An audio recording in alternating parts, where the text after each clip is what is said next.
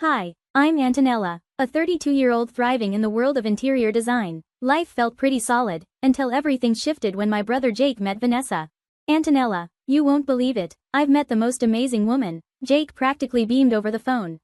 I was genuinely happy for him. Jake and I had always been close, sharing everything, with our parents fostering a tight-knit bond between us. We had each other's backs, no matter what. But 3 months later, Jake dropped a bombshell. We're getting married. I nearly spit out my coffee. Married? Jake, you barely know her. But he was head over heels, and the whirlwind wedding soon followed. In the blink of an eye, I had a sister-in-law. At first, Vanessa seemed perfect, polite, full of smiles, but something felt off. At a family dinner, I noticed how she subtly steered the conversation. So, Antonella's still single? Don't worry, I'm sure you'll find someone eventually, she'd say with a saccharine smile, but there was always an underlying sting in her words.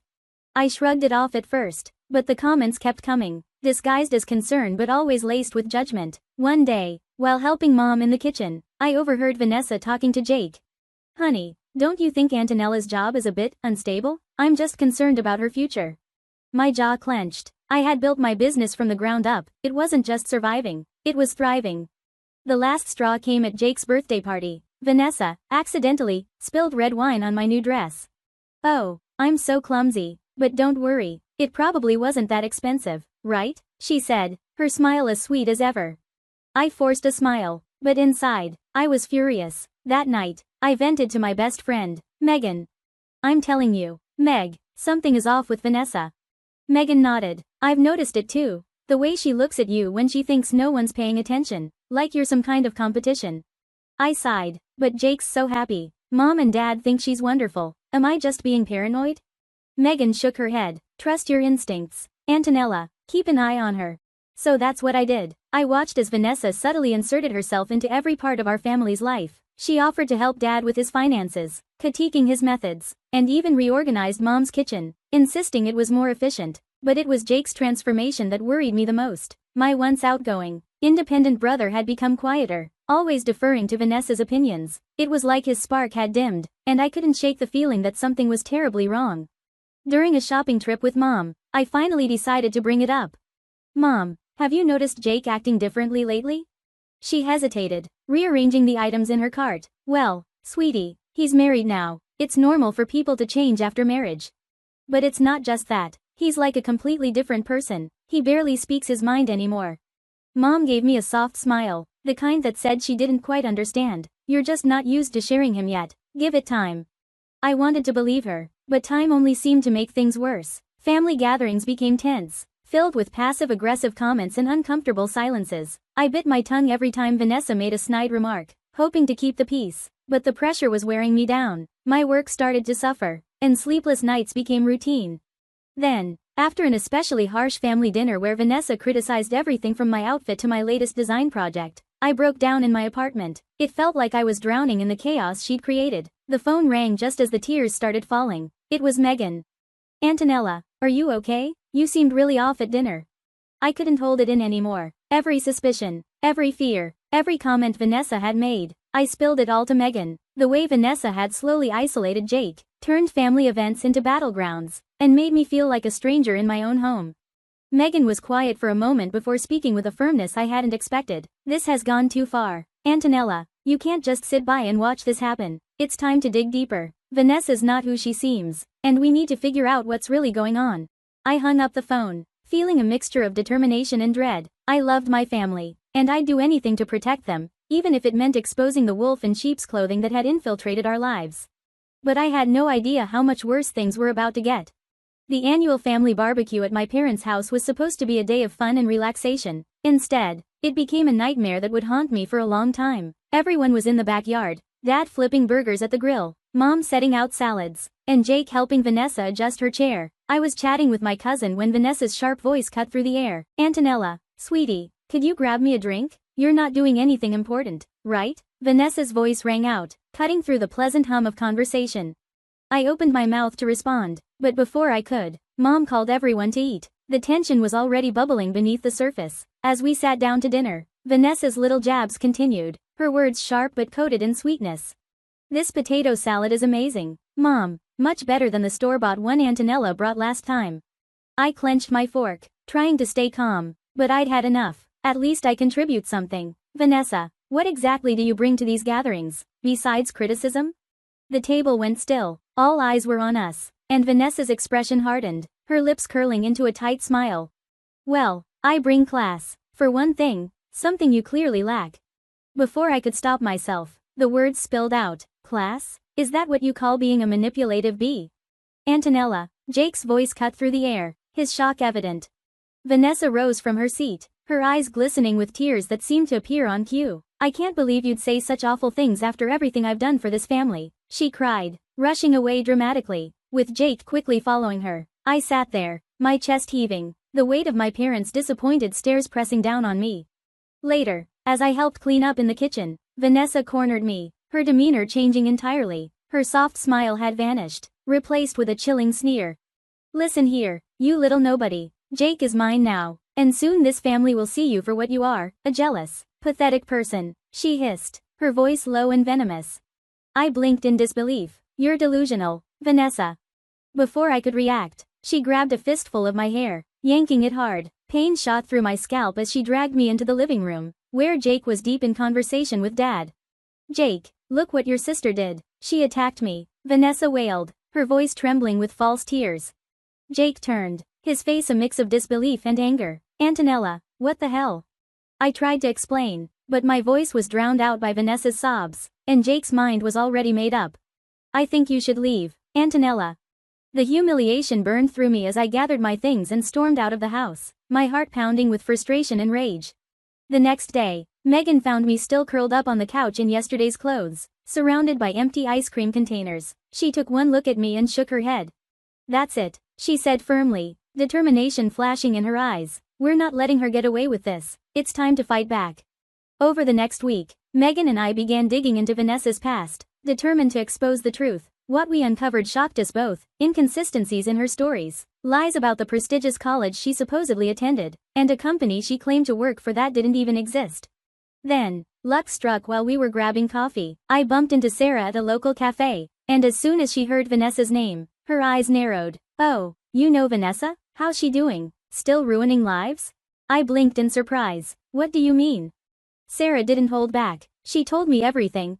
How Vanessa had a notorious reputation at her old job for workplace bullying. She manipulated coworkers, twisted bosses around her finger, and even got Sarah fired by planting fake evidence of theft. Watch your back, Sarah warned, her voice serious. Vanessa's dangerous, especially when she feels threatened. I left the cafe in a daze, my mind racing. I finally had proof, real, undeniable proof, that Vanessa wasn't who she pretended to be. But as I reached for my phone to call Jake, I paused. Would he even believe me, or would confronting him just push him further into Vanessa's web? Standing there, torn between protecting my brother and risking our already fragile relationship, I realized this was only the beginning. Vanessa's mask had slipped, but exposing her was going to be far more complicated than I imagined.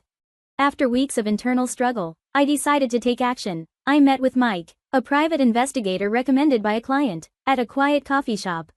So, you want me to dig into your sister-in-law's past? He asked, tapping the folder I slid across the table. Here's what I've uncovered so far, but I need more, I said, watching as he thumbed through the documents.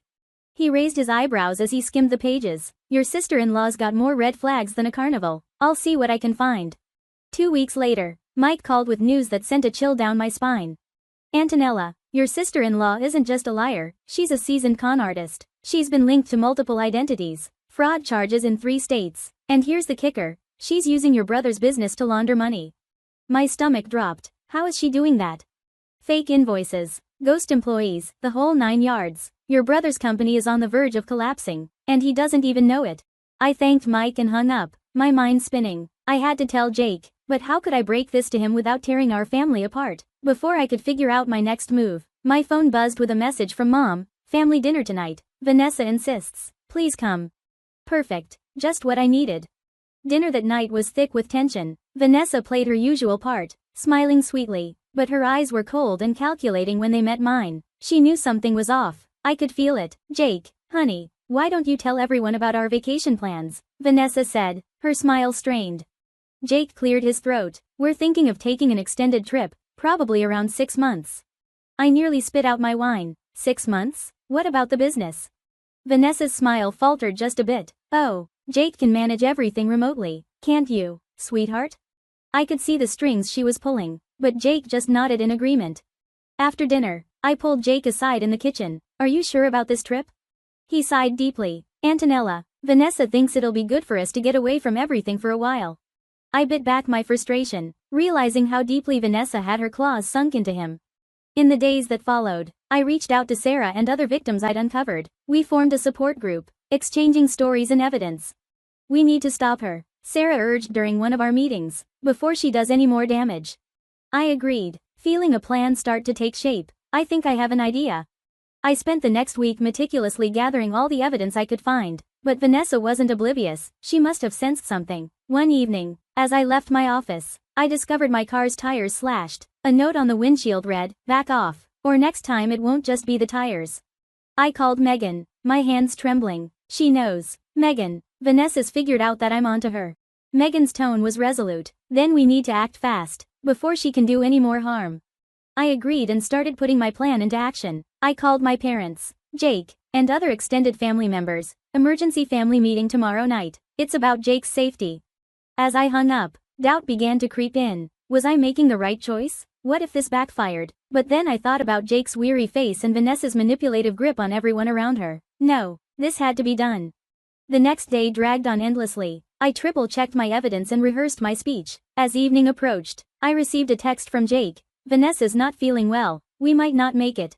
My heart sank. Of course, she tried to avoid this. I texted back urgently, please, Jake, this is important. I wouldn't ask if it wasn't. Hours passed with no response. Just as I was losing hope, I heard a car pull up outside my apartment. I looked out the window.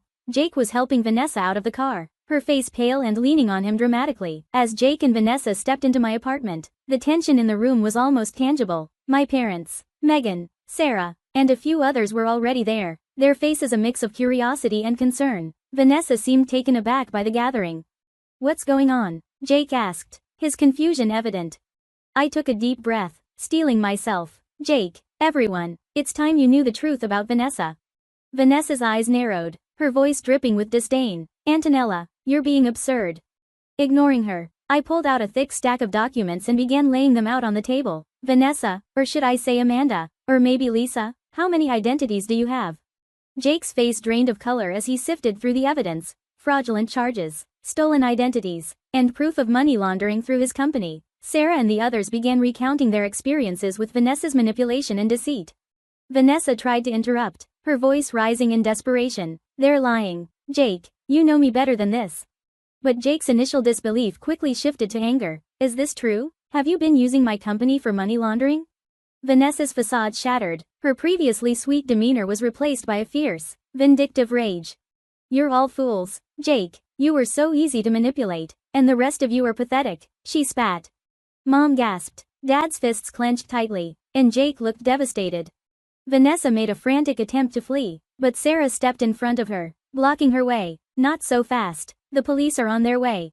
The next few hours were a blur. Vanessa was arrested, hurling threats and curses as she was escorted out. Jake sat in stunned silence, struggling to process the betrayal. As days turned into weeks, Jake filed for divorce and worked relentlessly to untangle his business from the mess Vanessa had left. I was there every step of the way, supporting him through the turmoil. Months later, as we celebrated the successful relaunch of Jake's company, he pulled me aside. Antonella, I'm sorry I didn't believe you sooner. Thank you for standing by me. I hugged him tightly, feeling our bond grow stronger. Looking around at my family, now free from Vanessa's toxic influence, I felt a deep sense of relief and gratitude. It hadn't been easy, but it was worth it. We were free, we were together, and we were stronger for having faced the storm together. Would you expose your sibling's spouse if you discovered they were a criminal, or keep quiet to protect your sibling's happiness? What's more important, family peace or justice? Share your thoughts in the comments. I'd love to hear what you'd do. If you enjoyed this wild ride, don't forget to hit that like button.